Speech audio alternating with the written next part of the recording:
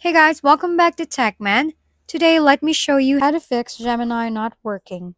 If you're having trouble with Google Gemini not working, there are a few common causes and fixes to try.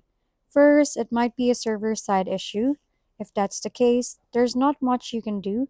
Gemini could be undergoing maintenance, and you'll need to wait until it's back online. More often, the problem is on your end, usually due to network issues. Slower and unstable Wi-Fi or mobile data can cause queries to fail mid-process.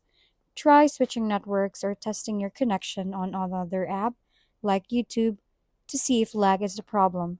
Clearing Gemini's cache can also help. Inside the app, delete unnecessary chats or go to your device's settings, find Google Gemini, and select Clear All Data. Remember, this will remove all settings, accounts, and cache files, so make sure you know your login info. Also, check that Gemini is updated to the latest version by the Play Store or App Store.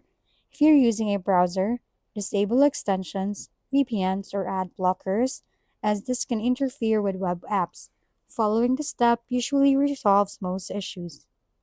If we've been helpful, kindly give us a thumbs up and don't forget to hit the subscribe and bell button for more contents.